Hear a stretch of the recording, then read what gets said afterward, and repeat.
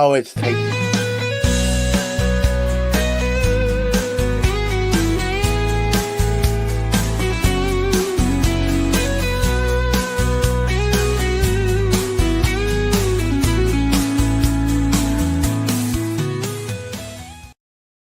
As a sign says, Willkommen, bienvenue, welcome one and all to another Property Matters Live. And I am proud, nay, I am absolutely overjoyed to find in the studio Wendy Gibson of the First Time Buyers Club. We know always gives excellent advice to all those out there wishing to make their way, certainly at the beginning of their property climb on the ladder. And of course, Hamish McClay, our Lord and Master, who helped me set up this channel in the first place. Now, today's topic is one that is going to intrigue and possibly not amuse. The rising cost of staying put. What is it that we mean by this, Hamish McClay? Well, it seems to me that we speak an awful lot about the cost of moving. We speak, and particularly because we're working in property. Wendy's working in property, and all of our guests tend to work in property. And we're speaking so much of the time about moving and the cost of moving and how much it costs and all the rest of it. And sometimes we overlook something very, very simple, because we do have costs just by staying at home. And it could be us staying at home. It could be our children staying at home. But very often we will overlook some of the most basic costs.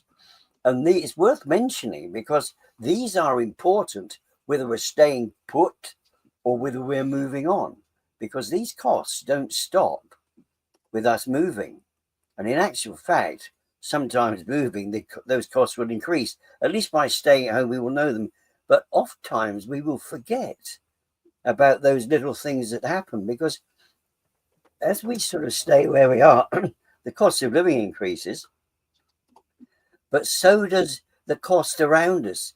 And there's quite significant things that can be imposed upon us. We're not speaking now about necessarily management charges. We're not necessarily speaking about changes of lease and all of those, but just the day-to-day cost of staying put in your own home. And it does cost money. It is crazy, isn't it? Wendy, the costs of staying in place seem to be escalating and soaring through the roof.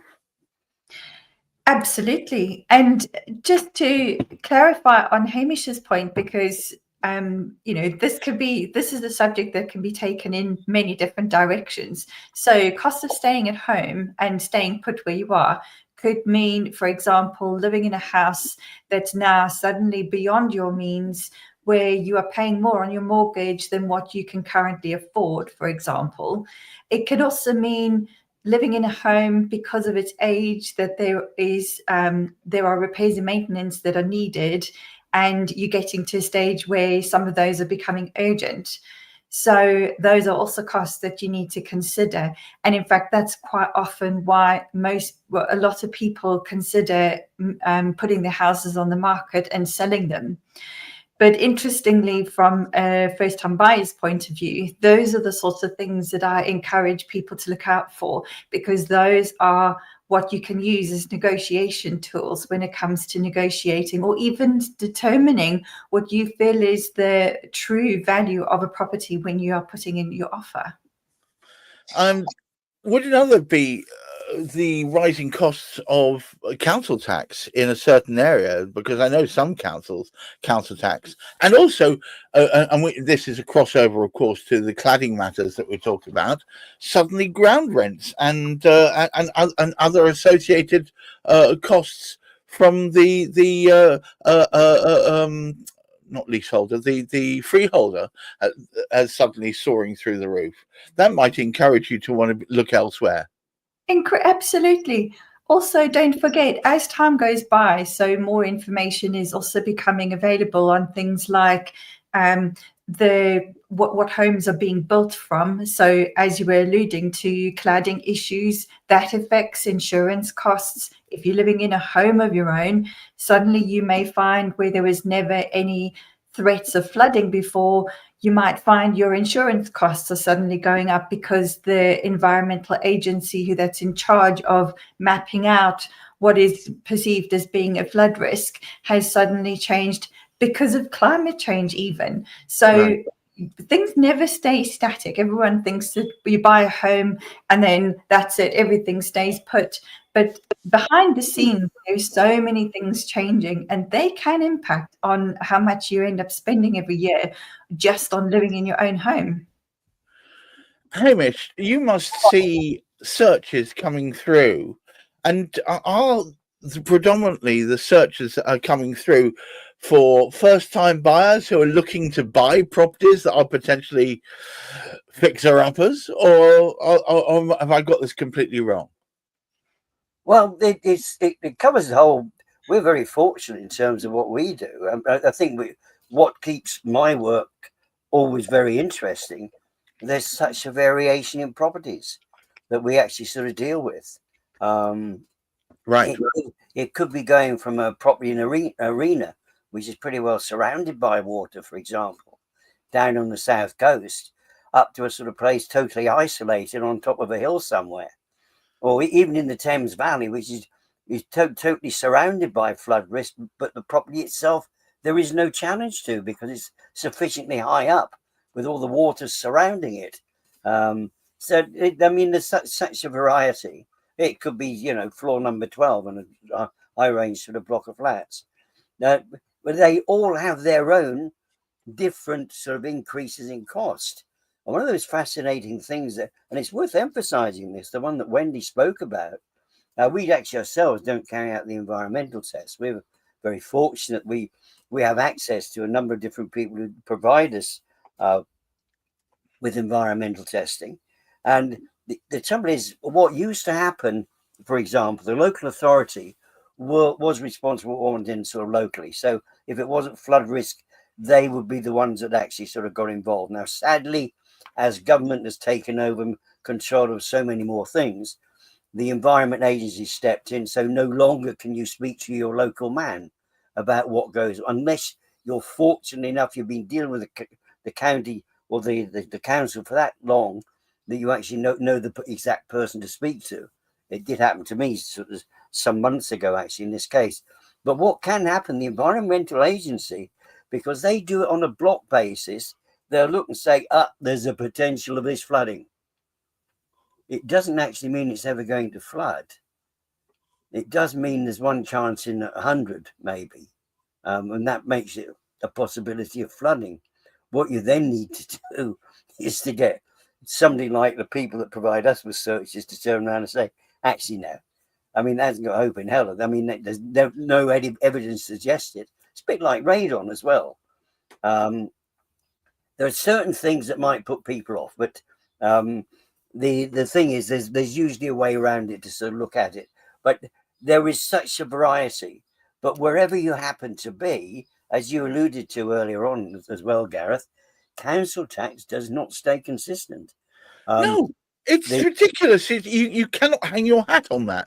It keeps changing and varying. And an area that you may have thought, well, I can just about manage all the sums at that level. And then next year they up it by 10% and suddenly you're screwed. There is a limitation. I can't remember what it is now, but there are figures on the limitation. But ours have gone up every year. And it doesn't matter who actually sort of came into the council. They have gone up because the council's responsible for paying for the police and whatever. The police are trying to recruit at them. There's all of these costs which will carry on sort of to increase. I mean, look, we have the fluctuating cost of energy. That's not helped by the way the government sort of messed with that, although I think they're starting to do some sensibility there. But I mean, one of the aspects that we sometimes can forget about sort of quite readily is what about maintenance? I mean, Wendy spoke about this, and it was a very, very important one. And sometimes will be the good reason why people move. It's going to cost you £15,000 to do that. There's no way you can afford that extra £15,000. Maybe we can buy something smaller, and it won't matter. And somebody else, and as Wendy said, we then get the buyer. As a seller, we will pass that information on, and there's no reason why we shouldn't, because it's part of life. We know that's the reason why we're moving. some people, of course, not everybody is as sort of honest maybe as they ought to be, and certainly we know some estate agents fall into that trap. They just want to sort of they want to maximise it. However, as an ordinary sort of person trying to do our particular best in terms of what we need to look at so many facets of what costs actually are. And the same is true. I mean, this is making the decision about, should we move on? Should we buy something else? We actually need to look at additional costs which may come as a consequence of that move. And some of those are in the background. And it may well be that there are sort of costs we hadn't thought about. And this is where somebody like Wendy comes in, and they're sort of absolute sort of maximum. Wendy can advise, and I keep telling her about this. It's not necessarily, it's not really a first-time buyers club. It's any buyers club that really sort of Wendy represents because she can pass on to so many different people. It doesn't matter what rate you're coming to, because there's things like mortgage rates, which do actually sort of vary, because you get to a particular sort of point. For example, you're on a fixed term mortgage, and then all of a sudden you've got to renew it. Now, you were all right 5-6 years ago because mortgage rates were dead low. Yeah. Now, all of a sudden you come up to renew, and even though our mortgage rates have come down, and we forget about this, people say, oh, mortgage rates are coming down. Well, this comes around by such a small amount. But a 3% increase compared to what you were paying 5 years ago can be a significant on cost. Can you afford to maintain it? Wendy, are a lot of people, when they first get on the ladder, doing everything by the skin of their teeth? Meaning that if there's a movement, as Hamish has just alluded to, suddenly it goes from being just about affordable to not being affordable at all. Absolutely. It happens more often than you would think. And there's quite a culture here in the UK as well of people saying to try and encourage first-time buyers to stretch themselves as much as possible, to buy the biggest or the most expensive property that they can afford at the time. And I understand why there's that sentiment, because people really place a lot of value on their homes here in the UK. But there's a little bit of I think it's not necessarily the wisest suggestion, because often what happens when first-time buyers move into their new homes, the first thing they discover is a lot of repairs which have been left for them by the previous owners. Exactly what I found when I moved in here. Because you find, obviously, from when your offer is first made to when you complete, nowadays it's easily 5 or 6 months. So those 5 or 6 months of little jobs of repairs and maintenance, which get pushed aside because that's the next person's problem. And then first-time buyers move into their homes utterly financially depleted because they've spent all of their money on their legal costs, on their deposit, on all the costs associated with moving into a new home. Their coffers are as low as they possibly could be. And then suddenly they've got an unexpected repair that they've got to foot the bill on because it wasn't budgeted for within in their original budget. So I'm always telling first-time buyers, if at all possible, they need to have at least £1,000 buffer for any of those emergency repairs that will come up and creep out of the woodwork when they first move into their new homes, just to try and not push them into the red, because the last thing you want when you buy your first home is to suddenly have to borrow on a credit card or get yourself into expensive debt just to do some urgent repairs. Oh, it's incredible. Hamish, it seems to me that we are living in a world of accelerated costs whereby less and less predictable you can chart the trajectory. I'm going to ask both of you for some elements of advice to those people looking out there with regards to what they should they be looking for things that they can barely afford, or should they be looking for things that they can fit within easily? Well, before Wendy actually speaks, something just actually came to me, and it does indicate when I go back to when I was young. There you go. That was way back, wasn't it? The first school I ever taught in was what they called a secondary modern school. And one of the great things about those days, they allowed teachers to teach within the syllabus, and they could teach at whatever specific time they chose to teach at. So it was relying very much on the professionalism of a teacher. And I remember my sort of, because children were able to leave at the age of 15 when I was teaching. And I would spend, particularly because I knew many of the girls, for example, not being sexist or anything, but many of the girls would go and work in the local Woolworths, for example. And some of you may have heard these terms mentioned, although never experienced them in pounds, shillings and pence and stuff of that particular nature existed. So from a mathematical perspective, I could teach my sort of year 10s they now would actually sort of be, because that would be, I could teach them, and we could spend a fair bit of time working on calculating in your head how to add £3 2 and sixpence to £6 5 and 4pence. The 5 being the shillings, because it was you could actually that always used to bamboozle me, Hamish. Well, no worries, but if you spent enough time on it, you get people would actually enjoy it too. Because we were lucky to have cash registers in those days as well. But what I'm actually trying to, as ever, a long time getting there, but we could work with our students to prepare our students for what they were going on to do.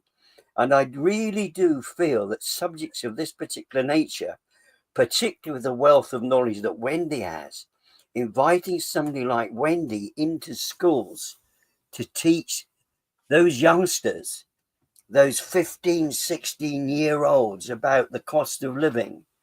We could start speaking about mortgage. We could speak about so many of these particular things which do not come up within the school's curriculum any longer. I remember when I first started paying for my own rent and then onto my first mortgage, it was quite a shock to the system. It's what you don't realize is how many interdependencies there are within the many little payments you make. You've got the mortgage, and then I had the insurances, both house contents and house insurance, and then you've got the fact that when you're running a business like I am, and I'm running Portrait from home, that some of the energy has to be paid for by one thing and paid for by another, and it's juggling ideas and concepts. And I think young people, even dare I say it, not so young people, find that quite a surprise that all of these things are interdependent. The fact that your council tax can vary, and also vary by location. Council tax for someone in London can be quite different to council tax for someone in Suffolk, and the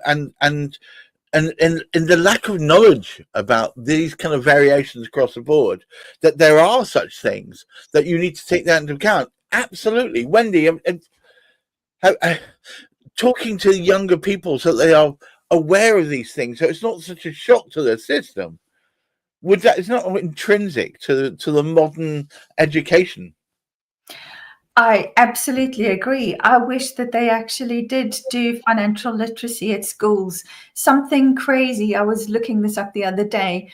Globally, the financial literacy levels are incredibly low. They are sub 50%. Now, when you think of numeracy and reading skills here in the UK, being a first world economy, they're incredibly high. They are in the 90%. But financial literacy in the developed world is still only hovering around 70%, which is crazy, because what do we all use more than anything else? It's not just, it is numbers, it is words and speaking and reading, but it's also understanding about repaying credit cards, inflation, about interest rates. All of these things are so fundamental to day-to-day life. Why they don't teach those at schools is just beyond my belief. The three things I think every person when they leave school should have a grounding in: basic interest, APR, and compound interest. If they understood those three things, the world would seem a lot simpler a place. Because I swear people get caught out on these loans and so on without realizing there's compound interest in place. And before they know it, the cost of the loan outstrips the basic payment they were trying to make in the first place. Silly things like that. But I'm going to draw us to a close today. To all of you watching, I hope you realize that the whole mission that we've got here is try and draw attention to the things that people should be talking about more, and even getting people riled up a little bit by talking about them. And to that end, I want to thank Wendy Gibson of the First Time Buyers Club, a lady whose knowledge on how to get people started is supreme because she's been through it a few times, and Hamish McClay of Search and Convey, whose focus is to try and get people educated. So this whole panoply of information that's out there with regards to house purchasing, house sales, and dare I say even renting is less of a shock to the system, and you're better prepared for it. So to all of you out there, please keep your feet on the ground, keep reaching for the stars, look after your mental health, and get genned up before you start investing in a property, renting a property, or doing anything else in this marketplace. Make sure you can afford the damn thing. But until next week, thank you for watching. Bye-bye.